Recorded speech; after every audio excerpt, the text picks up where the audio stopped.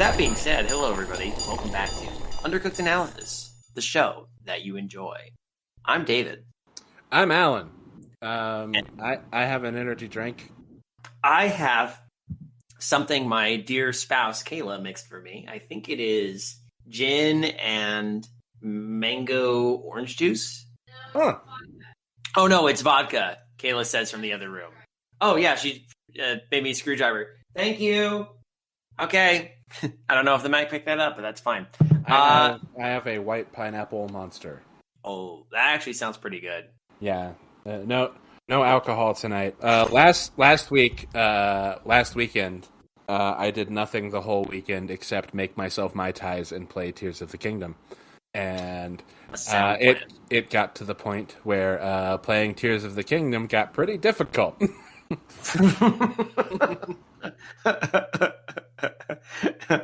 What do you call it when you play Tears of the Kingdom? It's not drunk. Unlike Mario Kart, you're not drunk driving. What is it? Drunk fusing? Drunk building? Drunk adventuring? Drunk caving. Drunk caving. Yeah.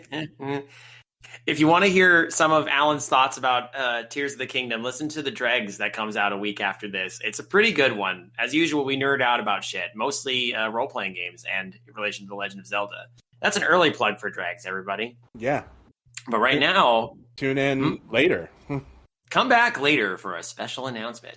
But right now, we have a story to read sent to us by our old friend, AC Silva. If you may recall, AC Silva wrote The Room in San Carlos, which we enjoyed quite a bit. Yes, that one was good. So... No, go ahead. Oh, no, okay. I was just going to say, I was going to read the message that was sent to us. And AC Silva writes, "Hello again, David, Kayla, Alan, and co. Happy Pride Month. Hope you've all been well. I could really use your advice on a project. Last fall, I sent out applications to several creative writing MFA programs across the country, using the above story as my writing sample. Originally, I intended this to be a jumping-off point for my first novel, but I'm also pretty happy with it as a standalone piece.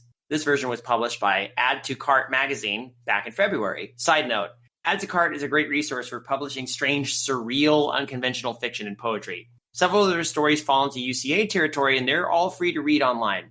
Anyway, I was offered a spot in the MFA program at Virginia Tech, which I have accepted. I now need to decide if I want to focus on La Cueva de la Cabra for my master's thesis. I love to hear your thoughts, especially, do you think there's potential here to become a 200-plus page novel? What parts would you most like to see me expand upon? Any and all suggestions as to the direction I take this story in are much appreciated. Thank you in advance for your feedback on this and for your previous feedback on The Room in San Carlos. UCA continues to be an endless source of inspiration and entertainment. Keep up the good work. P.S. Don't stress about the length. The last 1/3 is all footnotes." Well, thanks, AC Silva. Thank you. Yeah. I have an important question for you. Me. Related to the name of our author. Yes. AC Slater or Zach Morris? I'm going to go with AC Slater. Okay. You know what? It's fair. I just Googled AC Slater to see if I remembered his name correctly. And I did. And he's listed as the deuteragonist of Saved by the Bell in his Wikipedia article. It's like, look, I get that AC Slater doesn't have Zach Morris's superpowers. Holy shit, that threw me back. I haven't thought about Saved by the Bell in like 1,000 years. Ooh. All right. So, as mentioned in the letter, this story is titled La Cueva de la Cabra. And it's big font. Despite how long it looks, it is big font. At least on my computer it is. So I think we should be okay. Looks pretty straightforward. Let's charge in with boldness. What do you think? Yeah. Okay. Sorry, hold on. No, take your time. La Cueva is cave. Mm-hmm. Alan's been taking Duolingo. I don't know what Cabra means. So something about a cave. Okay. Okay. I appreciate the insight. The cave of the something. The cave of the something. Here we go. All right. The internal temperature of a cave is approximately equal to the average temperature of the climate above. This is true regardless of size or location. A unique combination of geothermal heat and insulation prevents the air and water inside the cavern from varying more than a few fractions of a degree throughout the year, regardless of external extremes in temperature. Deviations from this rule are rare and have been subject to rigorous study from the moment of their discovery, with one exception, of course. Of course. Of course. La Cueva de la Cabra lies near the border of Chihuahua and Duolingo Allen. Here we go. Coahuila de la Zaragoza in northern Mexico. By all accounts, it is the only cave in the region that maintains an interior temperature below the freezing point, while atmospheric readings of the Chihuahuan Desert report an annual average around 63 degrees Fahrenheit. The most recent measurements taken from inside. Sorry, I just downed that monster, and I've got gooey throat. Oh no! Take your time. It's okay. Yeah. I mean, I know it's like 1 a.m, 1 or like 2 a.m. It is 1 a.m. The most recent measurements taken from inside La Cueva de la Cabra average out to just below 15 degrees Fahrenheit. Any possible explanations for this disparity remain little more than speculation. The prevailing theory, proposed by Dr. Miguel Hernandez, postulates the existence of an underground ice formation somewhere beneath the cave. Though scarce, such formations do occur naturally. According to the Utah Geological Survey, the geometry of some caves can cause cold air to be trapped underground, essentially refrigerating the cavern.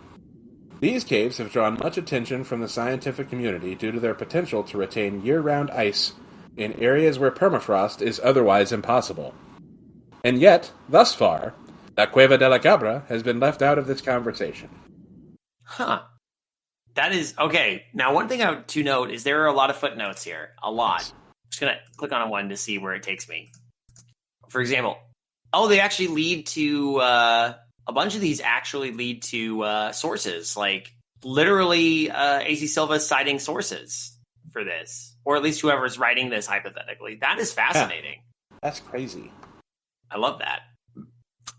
The fact of the matter is, until Dr. Hernandez's ill-fated expedition, La Cueva de la Cabra was little more than a folktale, rarely told outside of its country of origin. Aside from its anomalous temperature, the cave is almost too easy to overlook. It lies nestled between two hills in a remote portion of the desert. The nearest population center, a town called Hercules, is home to fewer than 4,600 residents. The precise distance from the cave to the town center remains undetermined, but it's estimated to be approximately 18 miles. Okay, being eased into this with facts, this is pretty cool. Because there are no paved roads or even beaten paths leading directly to the cave, this distance quickly deters casual visitors. Without an all-terrain vehicle in extremely specific directions from one of the handful of individuals who have found La Cueva de la Cabra and live to tell the tale... Goat! Because chupacabra means goat eater. Oh, that's right! So the cave of the goat. So really what this is it's the cave that is the greatest cave of all time. Yes. It's the cave of Bryan Danielson, professional wrestler. Who found La Cueva de la Cabra and lived to tell the tale. Any would-be explorers run the risk of stranding themselves off-road in the middle of the desert. In the summer heat, with a limited water supply, this negligence all too quickly becomes a death sentence. Dun dun dun. Beyond the cave's inaccessibility, those few who have made it in and out unscathed depict a cold but otherwise unremarkable environment. Statements taken from the search party sent after Dr. Hernandez's team describe one long corridor with a small cavern at the back to the left, resembling an upside-down L. A smattering of stalactites hang from the ceiling, collecting more densely towards the center of the main passage. The distance from the mouth of the cave to its furthest wall amounts to just over 650 feet. It stands slightly more than 10 feet in height, with a width of about 4 feet at its narrowest and about 13 feet at its widest. Compared to caving destinations that's weird. It's all kind of the notes of the Riviera Maya with their snorkeling and diving tours, or the 53-long Sistema Huatla in Oaxaca, thank you. I knew I was on the tip of my brain. I knew it was pronounced interesting. The Sistema Huatla of Oaxaca. Or La Cueva de los Cristales, which is mind-boggling 40-foot gypsum crystals. It's clear to see why tourists, cavers, and geologists alike really bother to seek out La Cueva de la Cabra. Yeah. Yeah, who wants to go to the goat cave? Yeah, so what I'm getting is... so La Cueva de la Cabra just gets weirdly cold. That's the only remarkable thing about it. And that we also know Dr. Hernandez went missing. And a doctor went missing. So basically, like, it does something kind of remarkable, but no one cares because it's not like the kind of thing tourists would care about. We have a cave that gets cold. Welcome to Cold Goat Cave. Welcome to Cold Goat Cave. Translated Cave of the Cold Goat, I think would be. That's not just. I think that's me.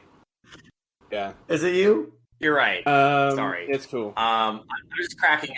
I'm just cracking up at the idea that it would be called cold. We could call it Cold Goat Cave. A bunch of gringos came by and said, "We're selling frozen goat plushies, and we're calling it Cold Goat Cave."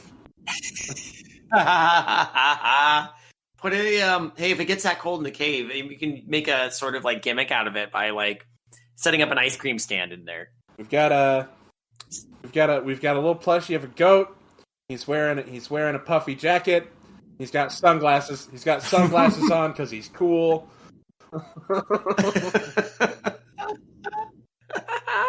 This is the beginning of a series. Yeah. We're going to hope to reach some animated potential with this thing. Yeah, Cartoon Network is attached.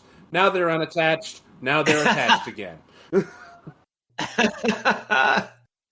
Oh, man. The crossover potential is high with this one. That's not to say the cave has gone entirely unnoticed. On the contrary, knowledge of La Cueva de la Cabra has been shared by word of mouth for generations.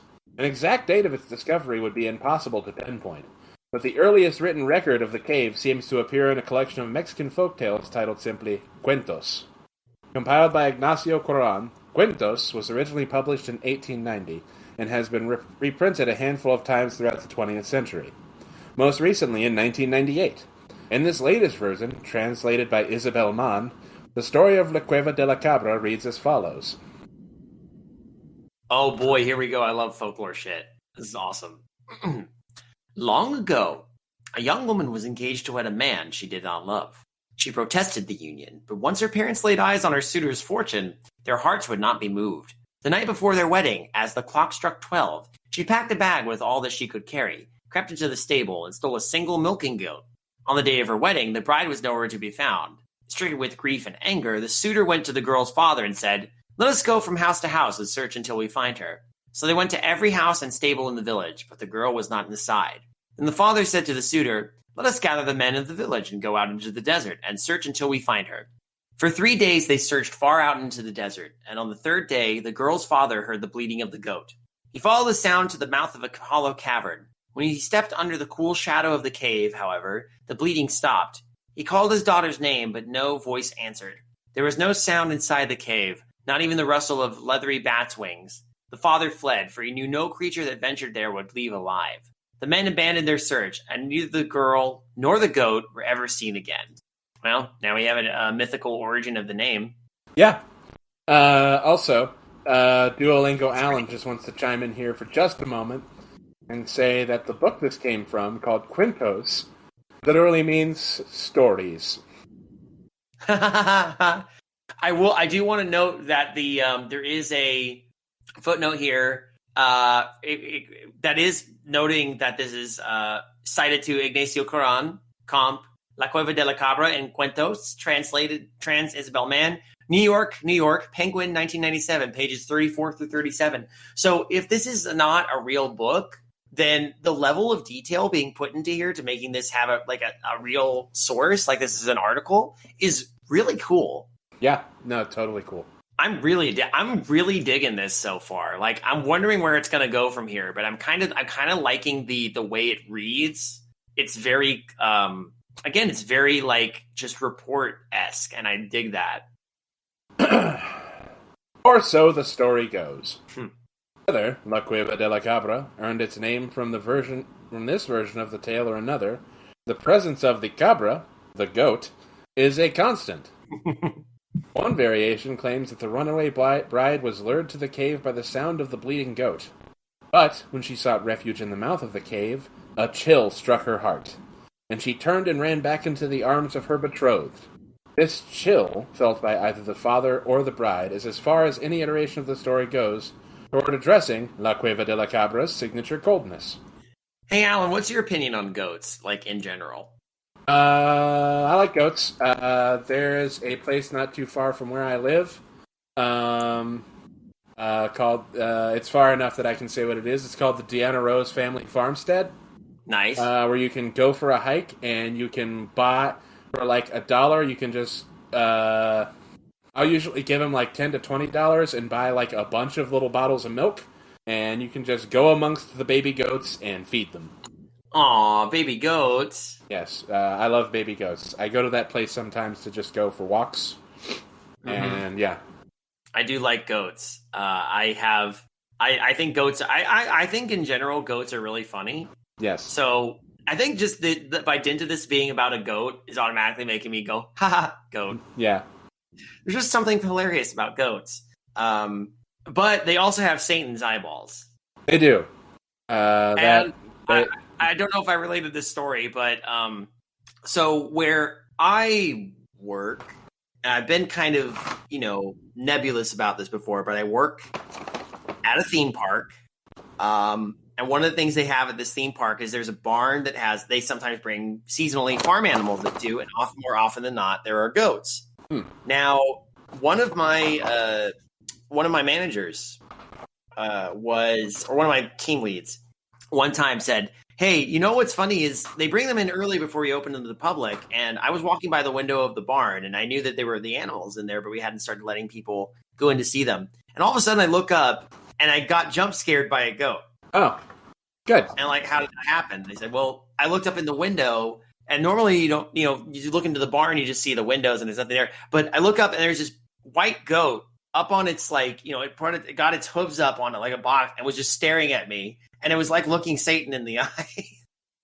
and then he proceeded to show me a picture. And I'm like, oh, that is actually really intimidating because it's this white goat against a completely black interior just staring out of this like old barn window, this window of this like stable at right at the camera. It was fascinating. Hey, future Maureen, the image for this episode should just be a goat eye. Oh, God.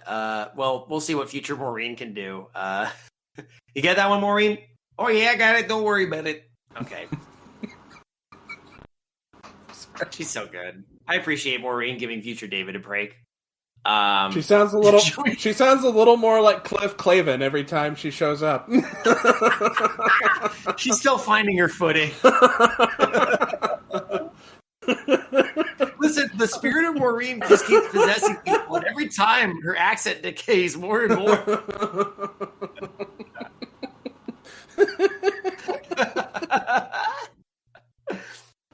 Is Maureen the best character ever given to Undercooked Analysis? Tune in next time. Oh man. Okay. Is this me? I think it's me because you just read the last one about the chill. Yeah. Okay, your turn. Okay. From a scientific standpoint, this may seem like an odd omission, but from a literary perspective, it's important that the setting remain vague, so readers can imagine La Cueva de la Cabra lies just beyond the border of their own small town. The cave itself functions less as a setting and more as a warning, a cautionary tale to any disobedient young woman in the household. Whether the bride capitulates and lives on or disappears forever, the message is clear. Obey, or else. Or else a goat will happen.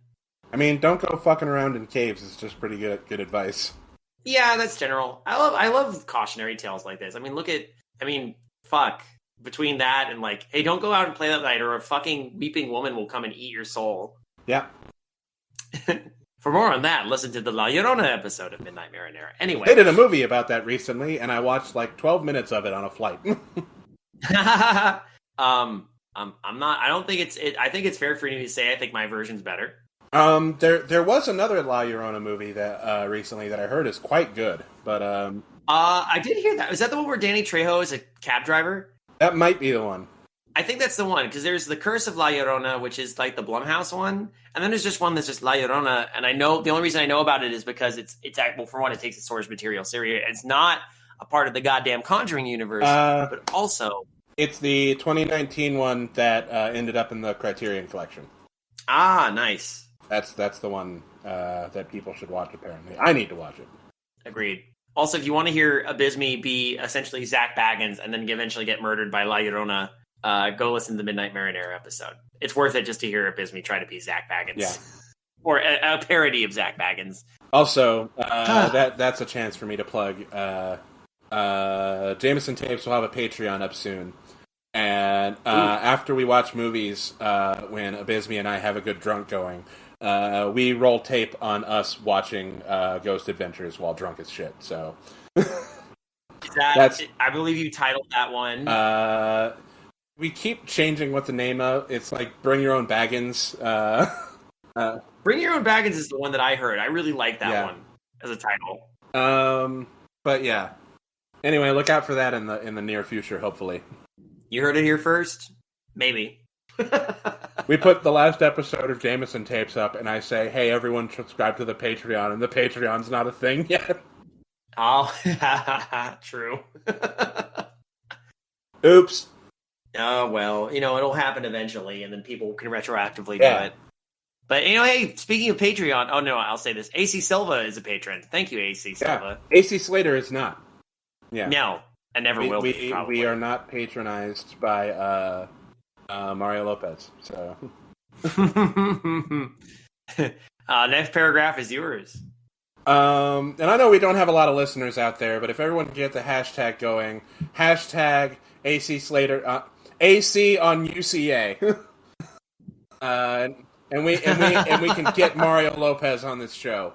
Dude, make it happen. We can only wonder which, if any, iteration of this tale found its way to Dr. Hernandez's young ears during his many childhood trips to Chihuahua. Speaking of Chihuahuas, there's 3 of them in the home right now, and I know, I've heard. Boy, howdy, are they loud. Yeah, they are. Small dogs. They have small dog energy. They have to make up for their size. Well, specifically one of them is loud, but and it is the female. Of course. Born on October 12th, 1988, in the city of Las Cruces, New Mexico, Miguel Arturo Hernandez. I speak Spanish like a cop. I'm sorry, everybody. I'm hearing it come out of my mouth now. I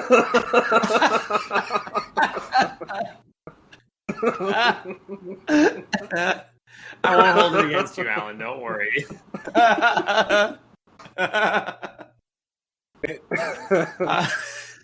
Sorry. ¿Cómo estás, friend? Your neighbor called about so the noise. Yo soy bird.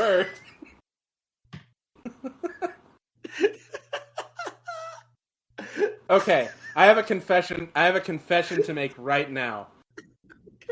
Okay. I think Yo Soy Bird is funny because you guys keep saying it. I don't remember what it's from.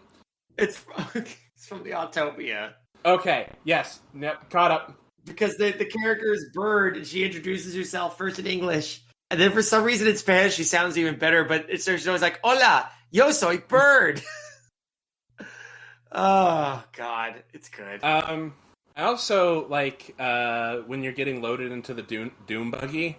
Yeah. After the initial we'll lower it for you speech, you get a sex... That's Corey Burton, not Paul Frees. They had to replace that bit. Anyway, go ahead. Sorry. Yeah. You get a sexy Latin ghost host. Mm-hmm. Yeah. And I'm like, oh, hello, sir. Remember, he's very politely telling you to keep your hands, arms, feet, and legs inside the puecudo. Yes. Anyway, okay, yes. Where was he the whole time? I remember the context. Why don't we get more sexy Latin ghost host? Yeah. I do. Okay, I remember the context of Yo Soy Bird now. Good. I'm glad I could help you. This was something that was cracking us up when we were all at Disneyland. Like, me and Sade and Kayla in line for Autopia, and just every so often just didn't tune in, and you just hear, Yo Soy Bird! Did I talk about Autopia on the big group episode? You did not. Oh. This might be a good opportunity to do it. I know we're breaking the story up a lot, but still. Yeah, no, so anyone who knows me knows I don't drive because I have panic attacks behind the wheel of a car the few times I have attempted to drive. So last year at Autopia, I have told people is my first time driving a car. This year at Autopia, we came back to the park after I finished up. Sean and I came back to the park after everyone else left, and Sade was still there. Oh yeah, and we had just wrapped up at Trader Sam's, where I had 4 very strong tiki cocktails. Hell yeah. So last year on Autopia was my first time driving. This year was my first year driving drunk. And I was like, what's an irresponsible thing to do while driving drunk? So while actively driving, I took a few selfies.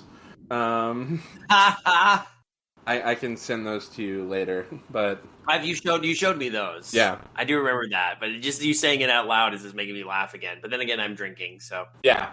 But yes, I've driven drunk now. See, there you go, and you didn't even get a DUI. Yep, I'm pretty good at it, apparently. Apparently, and it helps when there's a fucking concrete rail in the middle of the track. Yeah, I guess so. Anywho, the longest short paragraph in this story. Did I even finish it? No, you didn't. Okay. Born on October 12th, 1988, in the city of Las Cruces, New Mexico, Miguel Arturo Hernandez made some of his happiest memories visiting family south of the border. Hey, he and I are about the same age. Yeah. I'm a little older. He was a real good kid. Never gotten in trouble or nothing, recalls Luisa Morales, Miguel's first cousin. Actually, it was kind of annoying how good he was. We did everything together when he came to visit, but somehow I always ended up getting the chancla even when he deserved it. I know what that is. No one ever suspected him because he was so quiet. When asked what she thought happened to her cousin, Miss Morales knew one thing for certain. He's dead. If he was alive, we would have heard something by now. It's just a matter of finding the body. Huh. Well, not holding out much hope then, huh? Nope, not much. But then again, how can you blame her because always getting the chancla instead of him? She held that grudge for years. And when she found out he had potentially disappeared, he went, I hope he died, dumb shit. As much as the Hernandez cousins enjoyed each other's company, there was one family member young Miguel adored more than anyone else. His mother. He was her only child, after all, and she, his only parent. The pair were exceptionally similar in both temperament and appearance.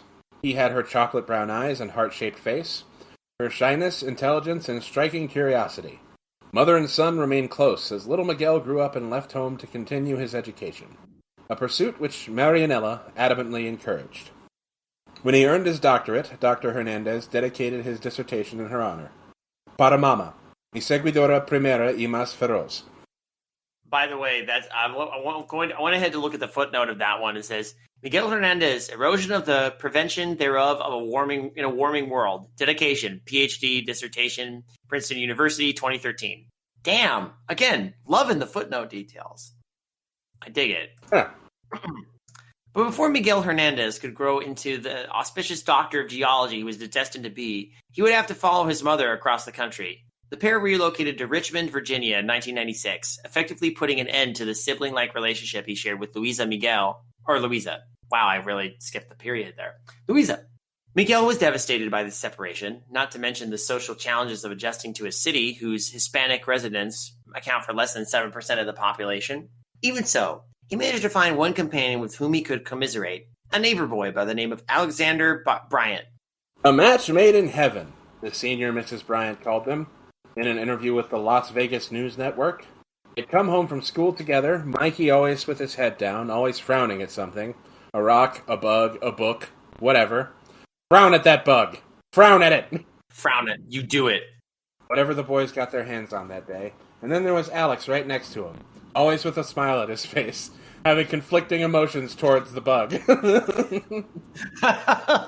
This bug is complicated. One of them smiling at the bug, one of them frowning at the bug very confused. Hey, what's going on here? I'm just a bug. Always with a smile on his face, always trying to make Mikey laugh. On the weekends, they'd walk out the door at 9 in the morning, and you wouldn't see them again till 9 at night. And they'd come running up with bruised-up knees and empty stomachs, ready to tell you all their adventures. That was the thing Alex liked best about him, I think. They shared an adventurous spirit. Miguel Hernandez and Alexander Bryant's friendship persisted through high school. They graduated in 2004. And the boys kept in touch as they embarked on their collegiate journeys. Hernandez at MIT and Bryant at the University of Wisconsin-Madison. All right.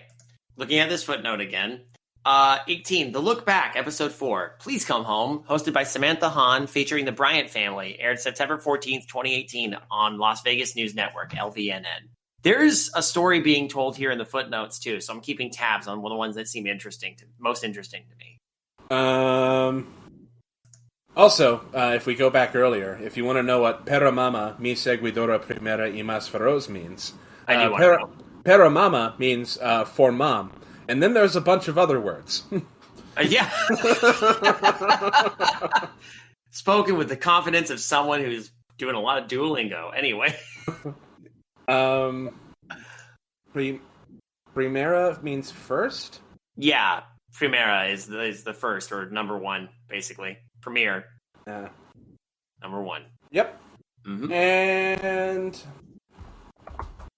I googled it. My first and fiercest follower. Oh, that's good. I like that. Okay. Already several years ahead of his peers, Dr. Hernandez earned his Bachelor of Science degree in Earth, Atmospheric, and Planetary Sciences at the age of 20. Just 5 years later, he would complete his doctorate in geosciences at Princeton University, immediately establishing himself as one of the youngest and sharpest minds in the field. His thesis focused on soil erosion and the prevention thereof across Nigeria, Ethiopia, and Sudan. And he continued to travel throughout this part of the world after earning his doctorate. So that explains the earlier note about him being kind of like a climate scientist, effectively. Right. Or how to fight erosion. Meanwhile, on the other side of the globe. Well, right about then. No, I like the Dateline.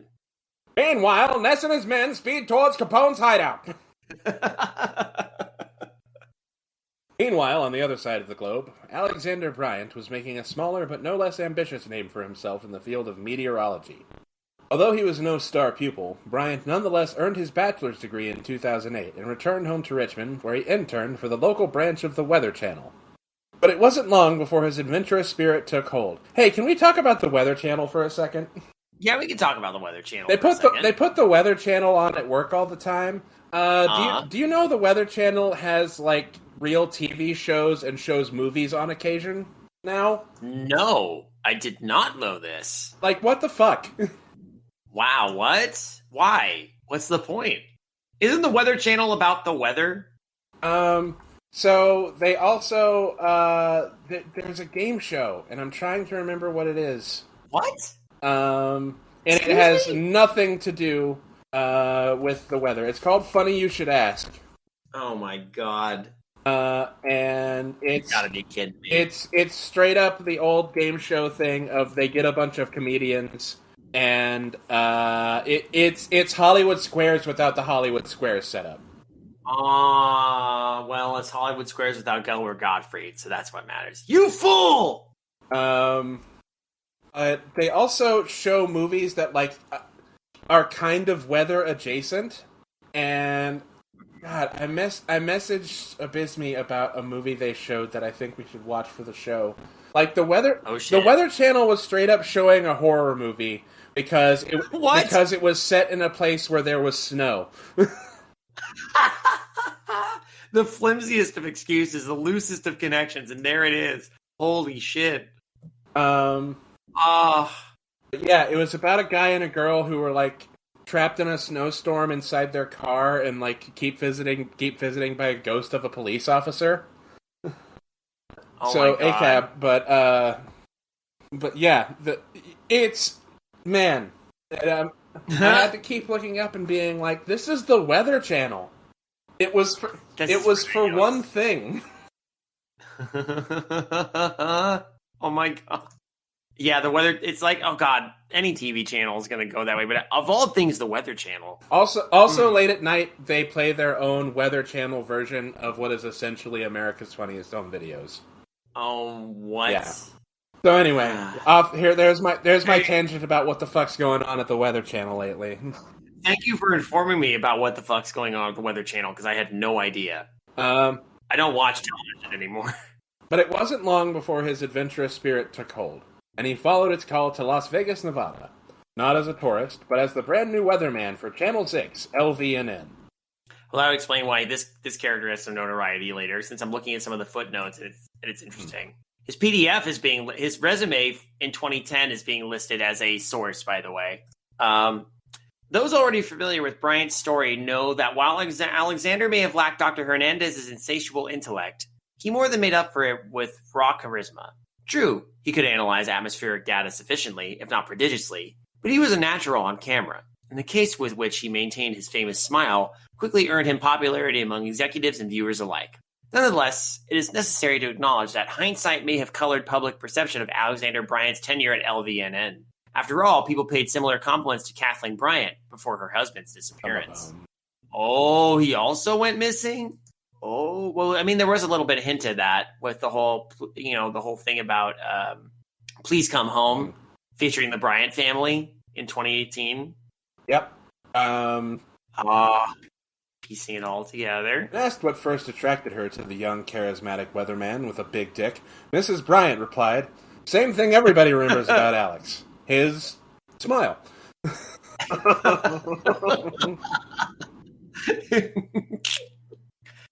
Kathleen was a field reporter. Fuck you.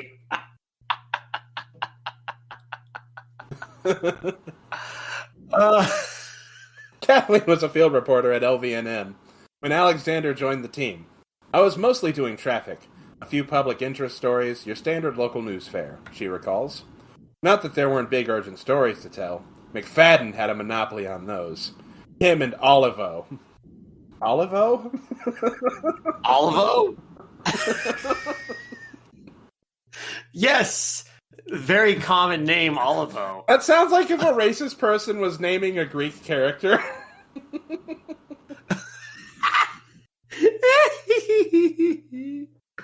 Oh, Jesus. Like, the same way that, like... Fucking... is Olivo a last name? Because you referred to someone else as McFadden. Yeah. So, someone had the last name Olivo. Like... Fucking McFadden. Like fucking how Olivo. The original Punch-Out had an Italian character named Pizza Pasta. Oh, yeah. Remember, the censored version had Soda Popinski. Yep, instead of Vodka Drunkinski. Yeah. No, I feel like if Punch-Out made a great character, it'd be like... Tzatziki Olivo!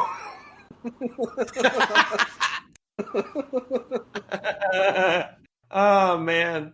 Pizza Pasta. Never forget Pizza Pasta. The senior reporters. I had to fight tooth and nail just to get a word in. Then Alex comes along, some kid fresh off of his bachelor's, and all of a sudden he's on air every day. I would have hated him if it was possible to hate Alex. How could I hate Alex? I mean, his dick was... Never mind.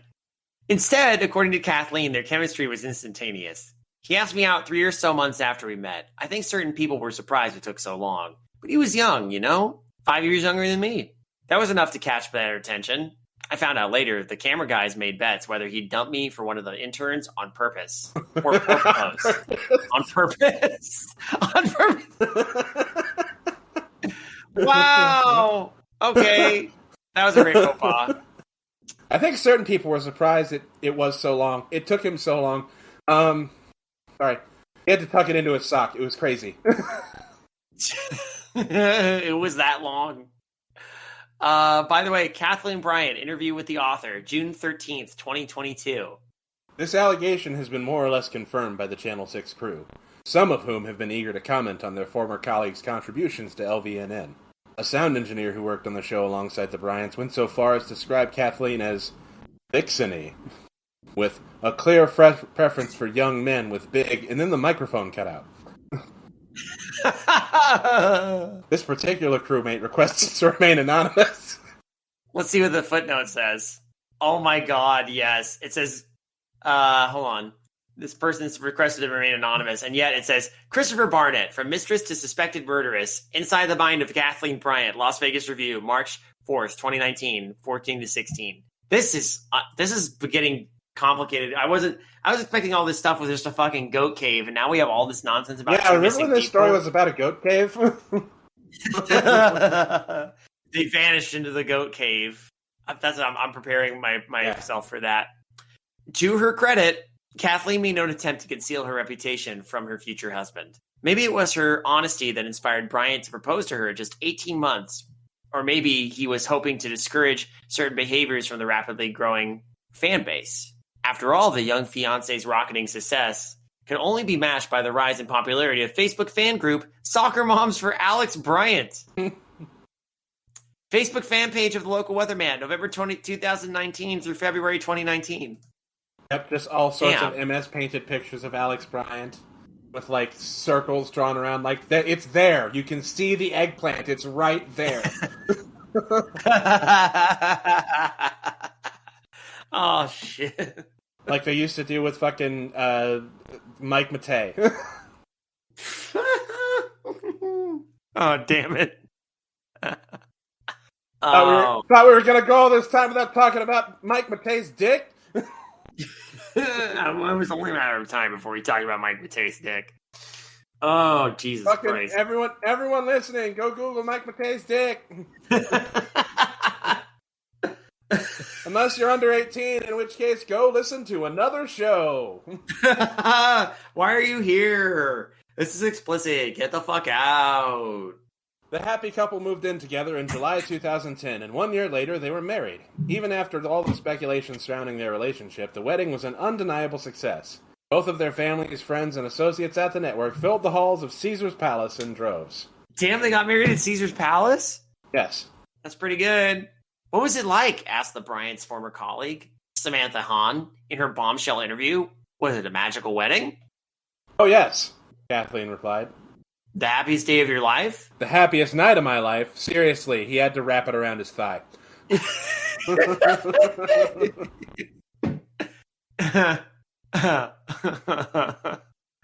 Well, if you could go back to that day, what would you say to your husband? I would say, I love you. I miss you. Never, ever go to Mexico. What if you could talk to him now? If Alex is out there somewhere listening to us, what would you want him to know? Camera focuses tight on Kathleen's face, catching the crease at the corner of her eye, the thin, firm line of her lips. She addresses the audience with a pleading stare. Come home. Just, please, come home. During this portion of the interview, Hahn is presenting a photograph of the Bryants at the altar, gazing lovingly at one another. Kathleen is aglow in her white gown, her smile demure, almost shy. Not the full-toothed beam she brought to LVNN. Opposite her, Alexander wears his signature grin, boyish and handsome. Over his shoulder, slightly out of focus in the far right of the frame, stands Miguel Hernandez. Also out of focus... You remember this was about a goat cave? Standing out of focus on the left side of the frame is one of the groomsmen, who tripped over Alex's dick. Fuck. The bit that Alan won't let go. You know what else doesn't get let go of? It's true. No wonder she misses him. I'm sorry. Here we are poking fun at this, but I'm like, hey, do you remember when this was about a cave with a cold goat, Yep. and now we're like into the personal lives of these two people? I know we're already foreshadowing the mysterious disappearances of these two people, but No, it feels like proper true crime. it does actually. I think this is really cool. Like, I'm just saying, you ease us from the legend of the cave to the two, I guess, the famous disappearance of these two people in affiliation with the goat cave. Yeah. Yes, I'm not referring to it as La Cueva de la Cabra. I'm referring to it as the fucking goat cave. Yeah, the frozen goat cave. The frozen goat cave. The prodigious doctoral candidate managed to postpone his studies long enough to be Alexander Bryant's best man. This was the first time Kathleen met Dr. Hernandez. Mikey, as her husband called him. Her initial impression of was that of an awkward, mild-mannered man whose bond with Alexander rivaled her own. Honestly, I thought he was kind of a dork at first. He was nice enough and super intelligent, you could tell right away. But I got the impression he didn't really know how to talk to people, which was kind of weird, you know? For Alex's best friend, he couldn't have been less like Alex. Total chode. God, I'm so sorry. It's okay. It's okay. No, I get you, and this is maybe going a little longer than I anticipated, but I'm really vibing with the story. I am too. And yet, the boyhood bond hadn't faded one bit in the 6 years since the pair had shipped off to college. Nor would it falter over the course of the Bryants' marriage. He was included in everything they did. No. Yes, everything. Everything. If the story of Alexander and Kathleen's wedding could be told in a single photograph, then the walls and shelves of the Bryant family home spelled out their marriage in pristine script. Alexander and Kathleen dangling from a cliff face in Yosemite National Park. Dangling from his dick! Their honeymoon destination. He's able to wrap it around. The happy couple posing for a for sale sign in front of a chic bungalow. Sold stamp over the sign in bright red letters. Alexander, shirtless, lounging what appears to be a kiddie pool in their new backyard. Kathleen in hiking boots and a sun hat, bounding over layers of red rock. Alexander beaming as he accepts the 2014 Achievement Award for Outstanding Broadcast Meteorology from the American Meteorological Society. Kathleen in profile, backlit by the rising sun, caressing her protruding belly. Pregnant Kathleen and Alexander with all of their colleagues on the set of LVNN, celebrating the station's 50th anniversary. Alexander and Kathleen in a hospital bed, cradling newborn Abigail Bryant, baby Abigail in a white gown. Alexander holding her over a baptismal font. The growing girl nibbling her fingers, tasting her first chocolate, celebrating Christmas, Easter, her first, second, and third birthdays. Goat Cave. Goat Cave, everybody. Frozen Goat Cave. The Bryants had achieved many of their lifelong dreams in just a few short years. They had the perfect family, perfect careers, the perfect marriage. And yet the discerning onlooker might notice a subtle distance growing between the couple, starting with the birth of their daughter. Slowly but surely, baby Abigail dominates each frame, on her own or in one parent's arms. The whole family hardly ever assembled into a single picture. The last photograph to feature all three Bryants depicts a family trip to the Grand Canyon. Alexander on one side of the frame and the girls on the other, flashing their signature smiles. The vast canyon between them. Okay, nice. So now we have a story about a marriage kind of falling apart. It's well done. It is. But Frozen Goat Cave. We've really lost track of the Frozen Goat Cave. Yeah. We're bound to come back around to it. We gotta, right? No, I think we gotta. I think it's interesting. I'm trying to figure out, like, from an article writer standpoint, what this stands to gain, because we really veered into this territory. Yeah. And again, it's working. I'm invested, but like it's like layers of, it's got interesting layers to it, you know? Like it seemed to have wandered away from Goat Cave, but I'm okay with it. Like the writing is working for me, but I'm trying to figure out where Goat Cave comes back in. While the newlyweds set out to make a family, Dr. Hernandez remained single, childless, and wholeheartedly devoted to his career. He continued to travel after earning his doctorate, returning home only when his research allowed. His work was featured in Geology and GSA Today. And prior to his disappearance, he accepted a tenure-track position at Casper College in Wyoming, which funded his upcoming research and provided the young doctor with a permanent residence for the first time in his adult life. In celebration of this milestone, Dr. Hernandez made one fateful decision. He booked a flight to Mexico to reunite with the members of his family he had not seen since his early childhood. I didn't go, Luisa Morales now regrets. We had all scattered by then, to different parts of the country. I think me and Miguel were the only ones who ended up in the States. Anyway, it was hard to get us all in one place. In the end, the reunion became a road trip.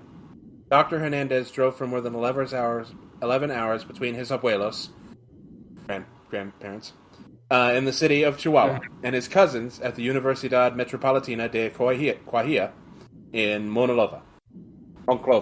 The C's and the E's look really similar in this font. Like I noticed earlier you said case instead of E's. Oh, yeah. I did? Maybe it's because I have been drinking also. That's no, it's the C's and the E's look super, super similar. I'll give you that. Should I take the next two since this next paragraph is literally one sentence? I'll take the short. I'll take the one sentence because I want to say it. Okay, go for it. Because it's All the while, La Cueva de la Cabra lay inert, undisturbed, awaiting its next victims, and we're back. Oh shit! It's back. The Death Cave of Death, Frozen Goat Death. That's the name of the story now. The Goat Cave of Frozen Goat Death. The Goat Cave of Frozen Goat Death. The Death Goat Cave of Death Goat Death. Dr. Hernandez's interest in the cave peaked in late 2017. Big Dick Alex's adventures in the Frozen Goat Death Cave. With his best friend Miguel. Dr. Hernandez's late interest in the cave peaked in late 2017, shortly after returning from his trip. On November 29th, the day before my birthday, he sent 3 emails, each containing an identical link. The first he sent to Luisa Morales with one simple question. Give me a second. ¿Ha escuchado esto antes? The second he sent to Alexander Bryant. In the body of this email, he discussed his own research, as well as several colleagues' investigations into cold trap caves in North America, their unique capacity to retain ice throughout the year, and how these caves could theoretically become great allies to humanity in the fight against climate change. There it is again. Third, Dr. Hernandez saw fit to share this information with one final confidant, me. Oh, the author's a character now! I mean, they already were a character, but still. What? Why is the author a character now? Because, well, I mean, they've been hinting at it because the author's been doing personal interviews with a bunch of these characters, so... Yeah. Clearly they're invested. It's weird that it's presented as, like, an article, then. Yeah, this is... I'm waiting to find the main thrust of what this is, and, like, hypothetically where it would be posted, so, Yeah. I'm looking at 34 footnote. Like noting... Okay. Oh, by the way, Miguel Hernandez email message to Alexander Bryant with the subject, up for another adventure, November 29th, 2017. Oh, well, we're getting into footnotes and stuff. Has escuchado esto antes, I believe is, have you heard this before? Oh, interesting. Probably about the cave. Or it's, have you heard about this? Something like that. Makes sense. Duolingo.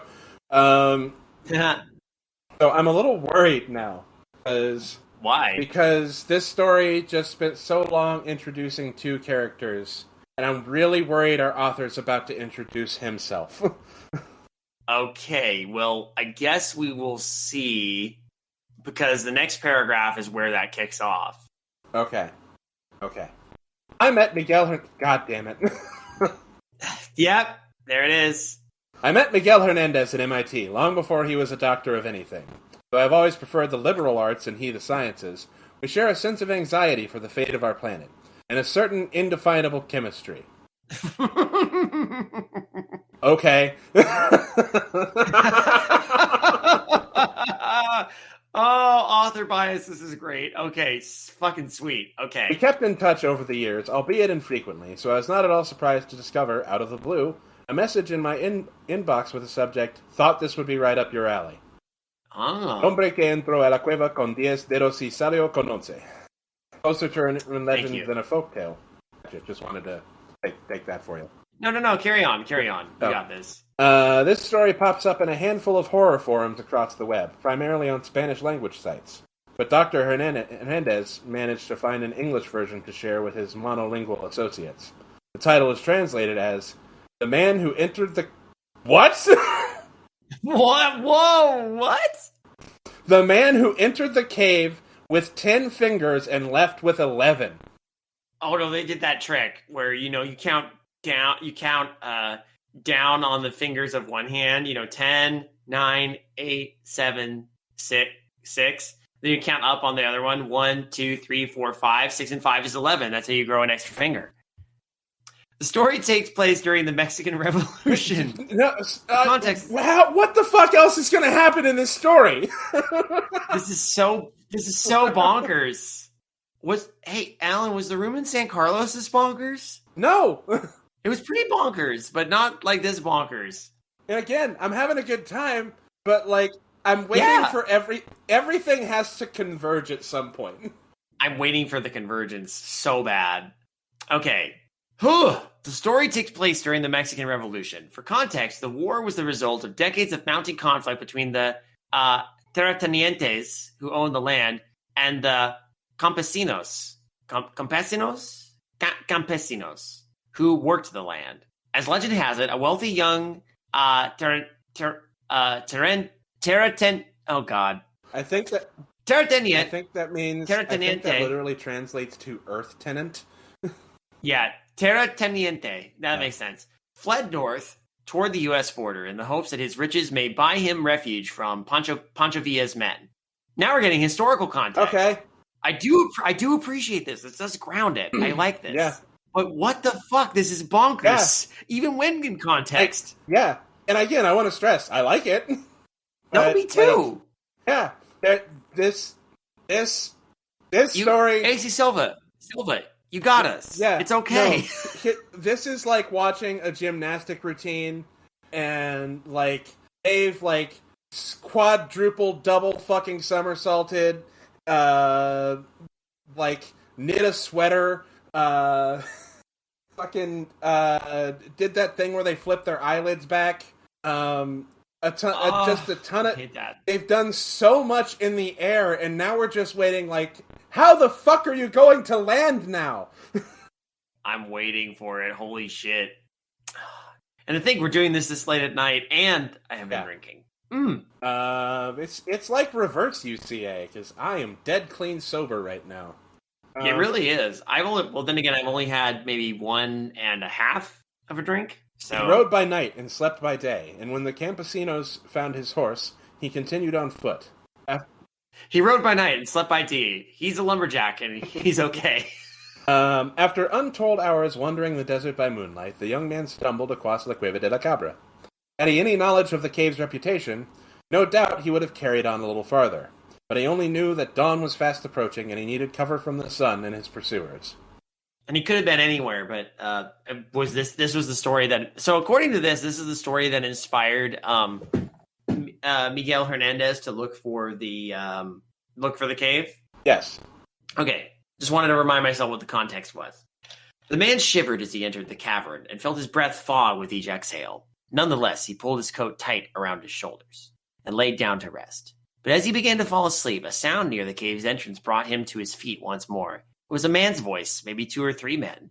Had he been followed so closely all this time? Or had some other poor souls sought refuge in this hiding place? Either way, the young man did not want to alert them to his presence. Cautiously, quietly, he crept deeper into the cave. His steps were small and his progress slow. He dared not strike a match, but with no light to guide his way, he could only imagine what obstacles might lie ahead. The air grew colder and colder with every step, or so it seemed. But each time he paused to catch his breath and warm his hands, the echoes of the men's voices came back a little louder, a little closer. And then he took one wrong step. He tripped right over Alex's dick. Oh, shit. He was there the whole time, even in the history. A loose rock shifted under his weight, and all of a sudden he was falling face first toward the ground, arms outstretched to cushion his fall. One hand found purchase on a slender piece of rock, which momentarily steadied him before snapping off in his fist. Disoriented, he clung to the structure which had righted him, and listened. The cave was dead silent. No voices, no sound at all. While he waited... Oh, fuck, I just got it. Okay. Wait, what? You'll see. While he waited, paralyzed, for the voices to return, his empty hand found an unexpected softness. Oh. Light as a cobweb and stringy, even his nearly numb fingers could not mistake the sensation. It felt like hair. Oh, shit. So, I want you to remember what this story is called, and one hand found... Yeah, Frozen Goat Cave. No, this story inside the story. Oh! That's One hand found purchase on a piece of slender piece of rock, which momentarily steadied him before snapping off in his fist. Ah, there it is. Yeah, there we go. Right. Okay, holy shit. Terrified that he may have stumbled across some long slumbering beast, the terrateniente turned tail and sprinted as fast as his frozen legs would carry him. He burst out of the cave and kept running, straight into an unsuspecting company of revolutionaries. He was then promptly hanged.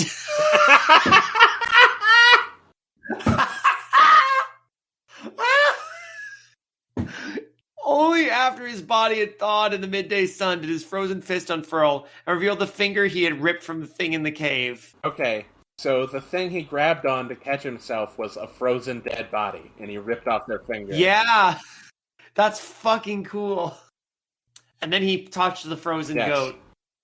Hi there, I'm Chili the frozen goat. Remember, I am here, surrounded by the frozen corpses of my enemies. Don't worry, they were all bad guys. Enjoy a Dole Whip on your way out. Oh. Pretty I like how detailed that story was, and it's just like, they found him. They hanged him. Wait, hold on. Then how do they know this story? Yes. That's a good point. They're taking him to the gallows, and he's just like, hey, before you take me up there, you want to hear something really fucked up?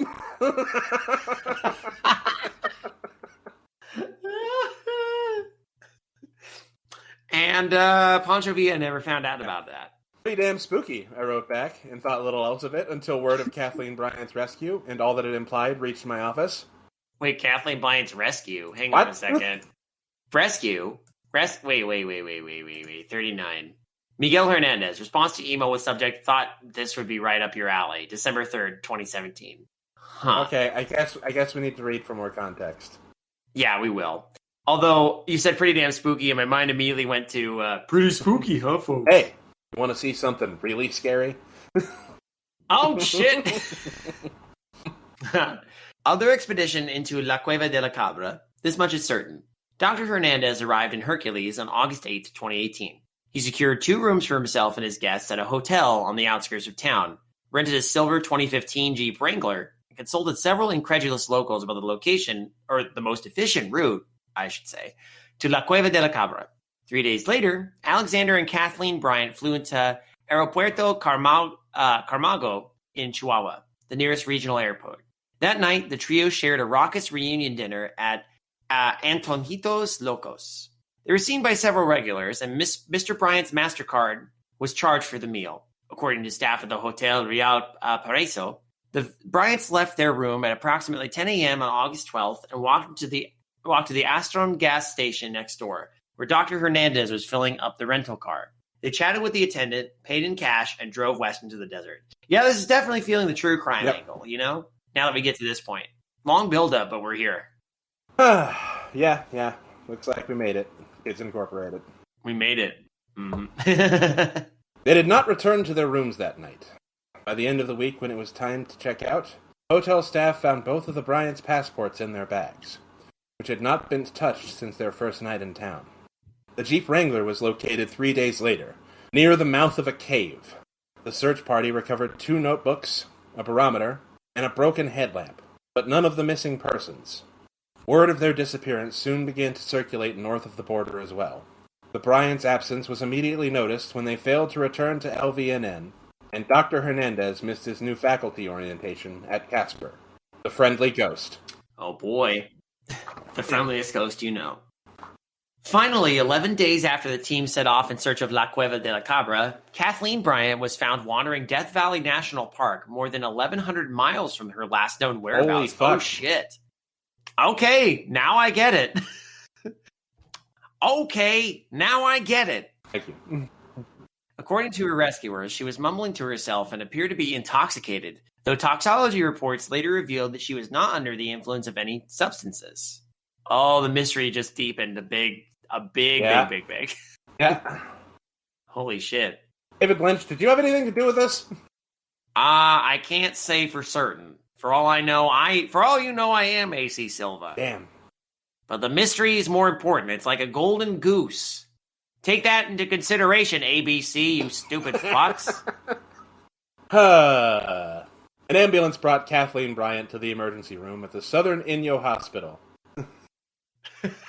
I'm not even going to make the joke. It's just leave. Just going to chuckle like an idiot, and we're going to continue. Yeah, okay, yeah. I'm mostly laughing because you're laughing. In Lone Pine, California, Who's in this? There, she was diagnosed with severe dehydration, second-degree frostbite, and a traumatic brain injury, most likely a concussion. Local police met her at the ER soon after her arrival, but quickly realized she was in no state for an interview. The cops came back the next day, and the next, each time with more questions for Kathleen to answer. Each answer a little more lucid than the day before. All those interviews are kind of a blur at this point, she would later admit. I told them everything I could remember, but they just kept asking the same questions. Then they wanted me to take a polygraph. My lawyer said it would be a bad idea while I was still recovering. Ooh. That's where the trouble started. That's where people started to suspect her. Oh, yeah. of killing them. She refused a polygraph because she, was getting over a traumatic brain injury.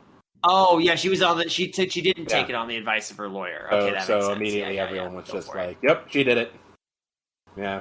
Fucking shit, man. That's when the Fire Nation attacked. Anyway, Kathleen was discharged. Bastards. From Southern Inyo Hospital. God damn it. Nope. Not giving in. We're moving on. Oh. Let's move, please.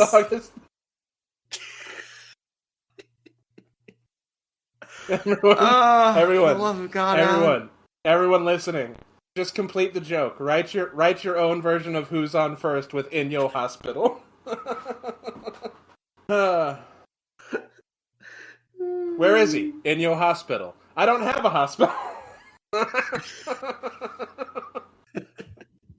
There. I gave in, everybody. Are you happy? Are you fucking happy? Okay. I'm proud of you. We can let it go. Let it go. We don't have Frozen Goat Cave anymore. And her parents escorted her back to Las Vegas. It would not be a happy homecoming, however. Within 48 hours of her return, Kathleen Bryant's house was swarming with LVPD officers, warrant in hand. They confiscated all electronics on the property, searched Alexander's study, and ransacked the couple's personal files. The raid provoked a media frenzy. ALAS, KTNV, Fox 5 Las Vegas, and of course LVNN stalked their prey to her parents' Spring Valley condo, where she attempted to lie low until she had the all-clear to come home. She extended only after a 5-hour interview with Detective Calvin Avery of the Las Vegas Police Department and FBI agent Tim Colby. Good old Tim Colby. Yes. I don't know, I just felt like the right thing to say. Kathleen Bryant is adamant that she told nothing but the truth to her police interviews. But, as a reporter herself, she knew that public perception carries far more currency than truth. In pressure to justify LVPD actions at the Bryant home, Detective Avery made sure to broadcast Kathleen's refusal to cooperate in his own words. We have reason to believe Miss Bryant has not been entirely honest with us. I think some of our viewers are wondering, if she really is innocent, if she has nothing to hide, why not take the lie detector test? How do you respond to that? Asked Samantha Hahn during her Please Come Home interview. I'm just taking my lawyer's advice, said Kathleen. Right, but why don't your lawyers want you to tell the truth? What do they know that we don't? What a disaster, Kathleen reflects. I only agreed to do that interview because she swore to keep it classy, to make it about Alex. Instead, she made it all about Samantha. Have you seen LVNN lately? She's their poster child. She's getting all the best stories. So much for journalistic integrity. All the while, Shit. The feds began investigating Dr. Hernandez's contacts, putting them in solution. Oh. I just wanted to be grown. Reaching out to anyone associated with La Cueva de la Cabra, no matter how loose the connection. I met Luisa Morales the first time we were called in for questioning. They wanted to know about that story he sent us before he died, she said. Sorry, disappeared. She amended her statement for my sake. We agreed on most things, but not this. She told me the Fed's inquiries circled around the cave, and whether she thought his interest in it had been purely scientific, or if she had perceived another reason he might want to go there. She said no, she couldn't imagine any other motive. My interrogation followed more or less the same script, with one significant addition. Just how intimate was my relationship with the acclaimed geologist? Was it romantic in nature? Homosexual? In the time that I knew him, had Dr. Hernandez expressed interest in any other men? A childhood friend, perhaps? Would I be willing to testify for the prosecution? If, of course, they had anyone to prosecute. Are they saying, oh, okay, sure. Yeah, I start to see it in the next paragraph. In a court of law, the term gay panic defense would make a great band name. I used to play bass for Gay Panic Defense. Happy Pride Month, everybody. Refers to a strategy in which the defendant claims to have experienced a temporary, violent bout of insanity in response to the gender or sexuality of the victim. For my own sake, I must clarify that this is speculation, but as a consequence of this line of questioning, I surmise that the prosecuting parties intended to put a twist on this concept. A gay panic offense. If you will. If you will. Oh, I will. I will. Gay panic offense. No gay panic offense. None taken. Perhaps Kathleen Bryant, having discovered her husband's illicit affair with another man, took advantage of La Cueva de la Cabra's remote location, killed both of them, concealed their corpses, and proceeded to disguise herself as a fellow victim, by freezing herself and giving herself a concussion. And teleporting to Death Valley, 1,100 miles away. What the fuck? Are you kidding me? Yeah. Oh my god. Well, does this imply, going back a couple of years, that the hypothetical author of this interview was also a man? I guess. Because what was your relationship with the geologist? Was it romantic in nature, homosexual? I guess that would have to be, yeah. All right, so the author is presumably male. Just a thought. Right. Hold on a second. It's okay. Here we go. Is a sensational interpretation of the evidence, if a little overzealous, but with no bodies, no blood, no DNA to speak of. Any case brought against Kathleen Bryant would have to be built on circumstantial evidence.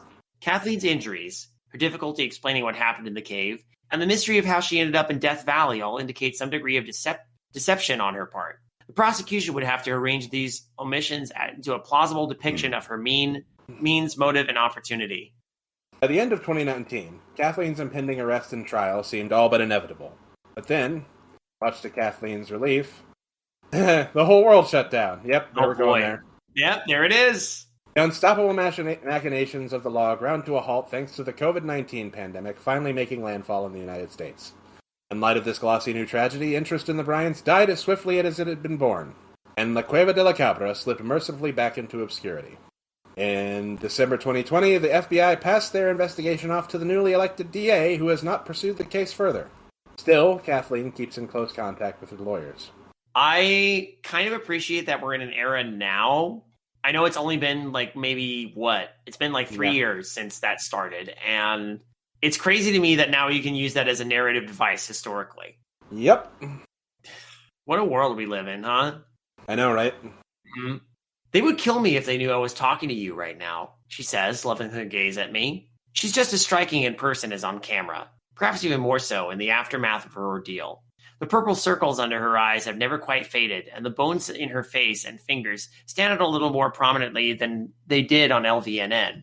She wears her hair in a high ponytail, as if to exaggerate the skeletal effect. Ooh, I used to play bass for the skeletal effect. That's actually a legit good band name. Yeah, it's no cap. Good band name. Yeah. We are sitting in her living room, surrounded on all sides by the smiling faces of Alexander, Kathleen, and Abigail Bryant. A for sale sign once again dangles at the foot of the driveway. Kathleen hopes that the property value will cover her legal fees so she won't have to dip further into her parents' retirement savings, or worse, her daughter's college fund.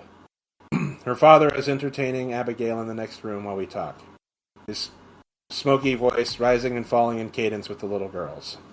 Alexander Bryant has just missed his daughter's 8th birthday. Aww.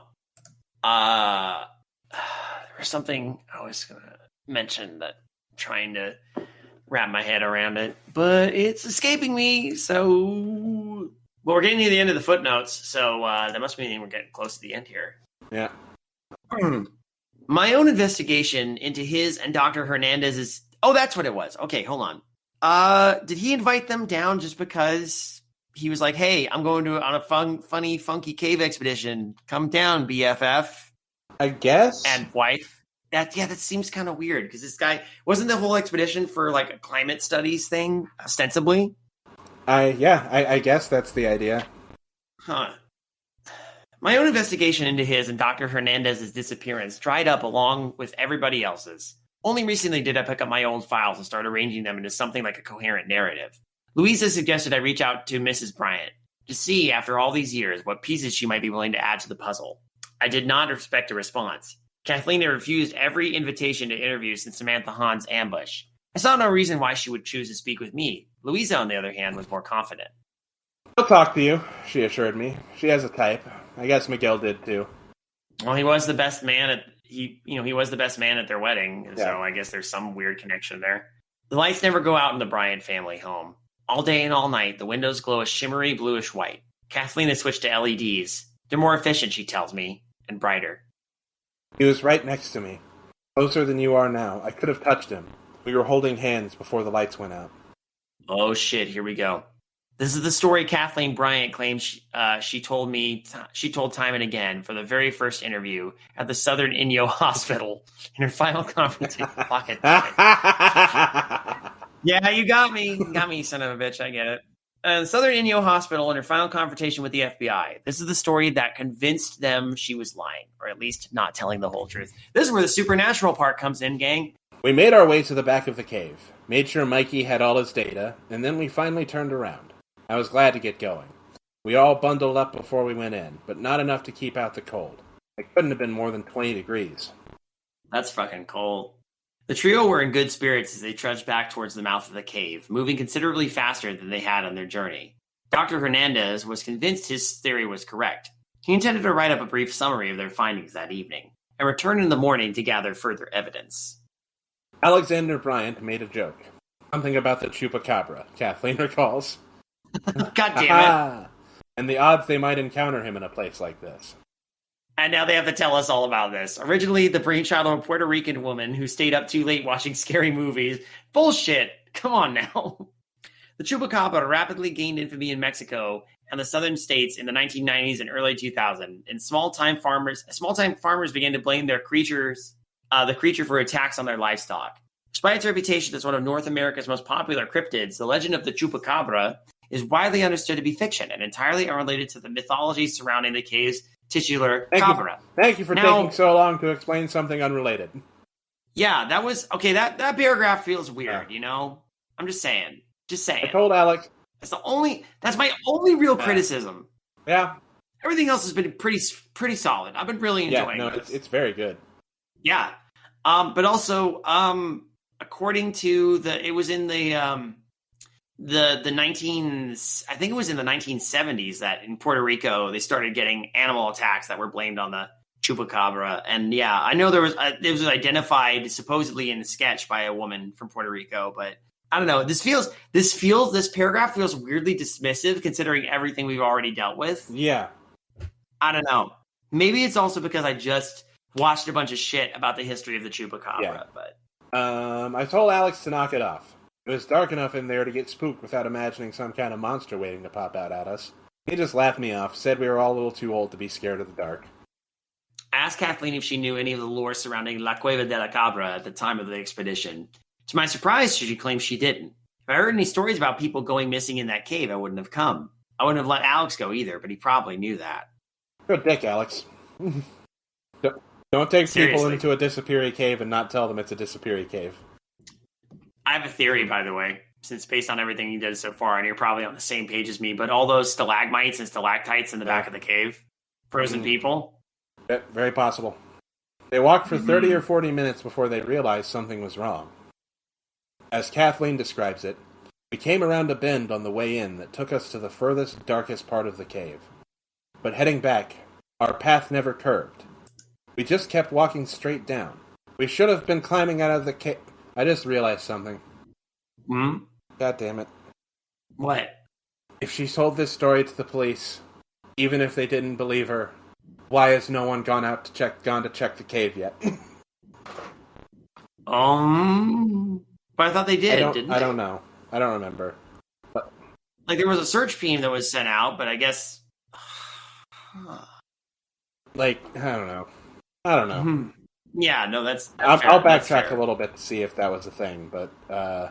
Yeah, but, I mean, or it could be said that other people have gone to check the cave since then. I don't know. Like, I'm still waiting for some of that, but I'm curious. We just kept walking furthest darkest part of the cave. But heading back, our path never curved.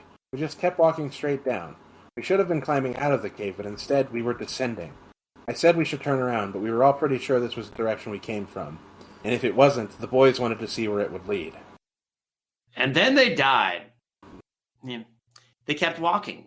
Another half hour passed, and the temperature continued to drop. Kathleen shivers at the memory. We were running out of options. The thermometers were reading in the negatives, and we weren't prepared for sub-zero temperatures.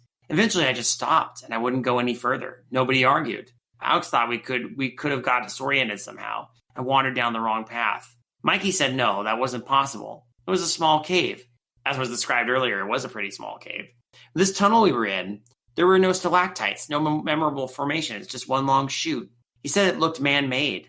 Worthy of note, La Cueva de la Cabra was searched top to bottom by U.S. and Mexican authorities in the wake of these events. There you go. But no investigation revealed anything comparable to Kathleen's description of the long, unnatural corridor. All right. Yep. There we go. Thank you. There it is. I do just want to say, I keep thinking about... Have you ever seen an MST3K episode called The Screaming Skull? Oh, I love that episode. All I can think about is how the husband... They keep riffing the husband, because it's so clear in that movie that the husband is the one who killed his wife from the previous marriage. They just did riffs where he starts telling the story. It was a rainy day, and he shot her. So I just want part of this story to be like, and then a polar bear jumped out of the cave and shot them, or at least that's what Kathleen said.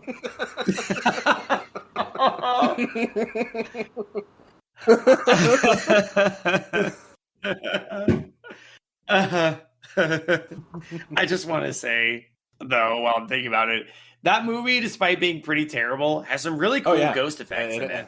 Like that woman with the fucking long veil, like the sun hat with the veil, very scary looking. Yep. And she chases him for a while. That movie also has Mickey, who is kind of like a Torgo origin story almost. He's like proto Torgo, yeah. It's true. It was Miguel's idea to turn out the lights. The crew had only been inside La Cueva de la Cabra for a couple of hours. If they were anywhere near an exit, they should have been able to see at least a trace of sunlight. Kathleen Bryant squeezed her eyes shut as they clicked off their headlamps, and opened them to a vast blackness, darker than the backs of their eyelids. I saw nothing. That's the only way I can describe it. Your eyes look and look at, but they don't see. If you've never experienced it, you can't possibly imagine what it's like. Ave is the only natural environment in which a person may witness total, absolute darkness. But Kathleen Bryant claims she also experienced an unnatural silence inside La Cueva de la Cabra. It was like the opposite of an echo, like talking underwater. I said Alex's name and heard my voice go nowhere. It made me feel weightless, dizzy. I couldn't stand it. I had to turn my light back on. And when she did, she was all alone. I didn't know what to do. They were right there a minute ago, and then they were just gone. Like an invisible hand reached out of the dark and snatched them away. This is good. Yes, I'll have notes when we get to the end of the story. But yeah, absolutely. But no. She called their names, screamed them into the depths of the cave, and no sound returned. Not even an echo. Beginning to panic, Kathleen Bryant turned and ran as fast as she could, her lungs seizing in the cold. I wasn't paying attention to where I was going. I could barely see past my breath. I must have hit my head on something. I remember the pain smack in the middle of my forehead. Next thing I know, I'm in a hospital bed in Lone Pine. We wrap up our conversation just as the sun begins to set, coloring Kathleen's house gold against the indigo sky. She walks me out to my car. I thank her for her time, and she gives me a tired smile. Dr. Miguel Hernandez and Alexander Bryant entered La Cueva de la Cabra more than 4 years ago, soon to be 5. In that time, the desire to seek justice for their disappearance has dwindled out in all but a few restless minds. That desire drove me across the country in search of a person I had never met, someone who, by her own admission, could not give me the answers I needed most. Was Kathleen Bryant the real monster inside La Cueva de la Cabra that day? Or was she just a traumatized woman alone in the dark? I pull out of the driveway and begin the long journey home. Kathleen's house shrinking in my rearview mirror, shining from all its windows. Okay. And thus, we wrap it. Very, very, very, very, very good. Very, very good.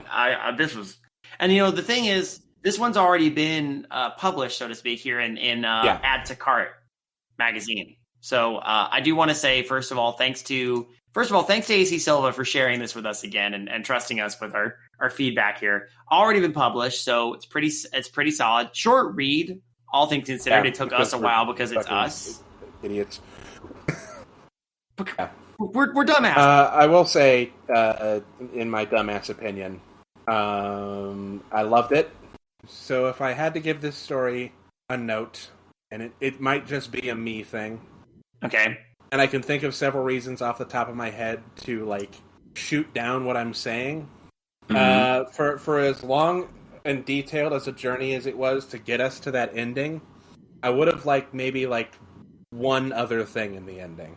I agree. I think that's one thing. I like the ominous dark tunnel, but it kind of left me wanting. And I get the sense that this would have been potentially a bigger novel, maybe even the lead into one. But I don't know.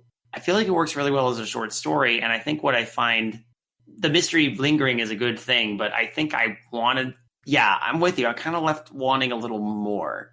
Always leave wanting more. But the immediate argument against anything more than what happened in the cave happening in the cave, the one my mind immediately came up with is, if she told the truth and there was a spooky monster or a bunch of frozen dead bodies or whatever, I think then the police hearing that, it would be less about she's on trial for the murder of these two people, and more she's crazy. Yeah. It changes. If any more happens, if anything more overt happens, it changes what she is accused of or the reason she's accused of it, in a sense. Yeah. But I think it would have been nice. Yeah. I think some additional cryptic thing. Yeah. Just one small additional cryptic thing. Yeah. Maybe a goat bleeding. I don't know. Yeah.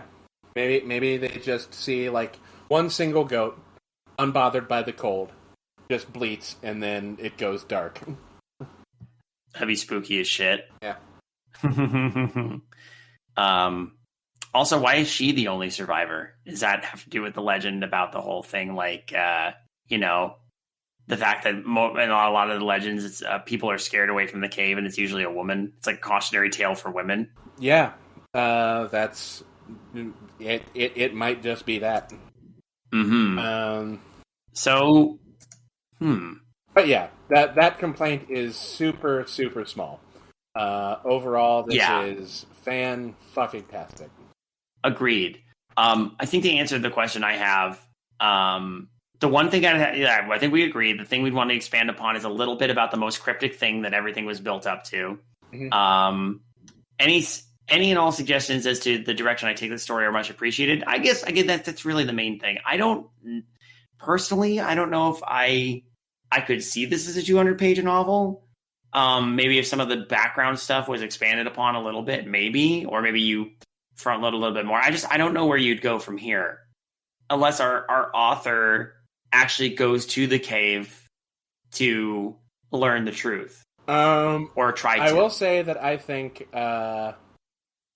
that maybe a cave that is somehow fucking magically crazy cold in the middle of Mexico and has actual frost is something more people would be interested in than this story lets on.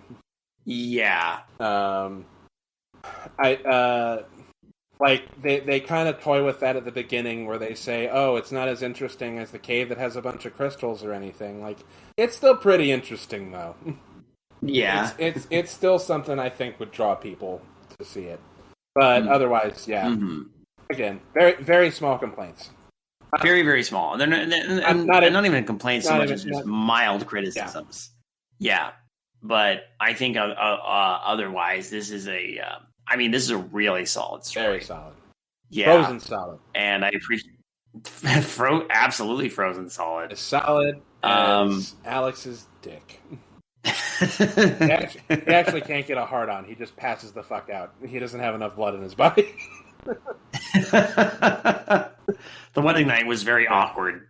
In terms of freshness ratings, I will give this story at one house completely lit from all sides in all windows by LED lights. Cool. I'm going to give it 11 out of 10 possible fingers. Beautiful. Again, AC Silva, thank you so much for sharing your work with us. If you want to be cool like AC Silva, please feel free to contact us. midnightmarinara@gmail.com is the home of any stories that get sent to us. AC Silva is one of our patrons, patreon.com/midnightmarinara, and has been a longtime supporter. Thank you again for your continued patronage. And we immediately bumped this story to higher on the list because of that contribution, but patrons do get first dibs. I try to make sure that happens for stories that are read and commented on. Furthermore, any of the choice dregs that we release, they go to you and only to you. If you're a patron, you want to hear, like I mentioned at the top of the episode, if you want to hear me and Alan talk about Breath of the Wild or Tears of the Kingdom, both really in their own way, and role-playing games, you can hear that there because that's what's going to happen. If you enjoyed what you heard, please consider giving us some sort of positive feedback or any feedback at all. That's always appreciated. Whether you're listening to this on YouTube and you want to like and leave a comment, or if you're listening to this on a podcast feed, you want to give us a nice review, maybe a rating, I sure appreciate it. Sharing this with people is also always good. And hey, if you like what we do here, we also have several other podcasts on the Creative Horror Network, including the Jameson Tapes, Darkly Lit, Midnight Marinara, The Witching Hour, Trick or Track, and so forth. Alan, is there anything you want to plug while we're here? I'm going to plug the Jameson Tapes. Episodes released at the middle of the month. We've got a lot of good ones coming at you. Starting at the end of this month, I'm going to start Twitch streaming again because AEW Fight Forever comes out, and I'm going to do me some wrestling Twitch streams. Hell yeah. Do it. And I will say, I have some ideas for upcoming episodes. David doesn't know this, but if he is interested, I think we may need to delve back into the world of public domain horror. And I promise it's not White Worm. Okay, as long as it's not White Worm. All right. I'm interested, as long as it's not White Worm. All right. Okay, cool. You heard it here. Now people can hold me accountable. Okay. Anyway, that being said, I want to leave you with this important quote. Love ain't no billy goat. Love don't got no beard. Love don't eat no garbage. Love's got regular human eyeballs. It don't got Satan's eyeballs. Love ain't no billy goat. That's for sure. Good evening, intrepid listeners. This is the Pasta Shade, the host of Midnight Marinara, and this podcast is part of CreativeHorror.com, a network of podcasts and creators working together to build a constructive community of horror fans. For more content like this, visit us at CreativeHorror.com.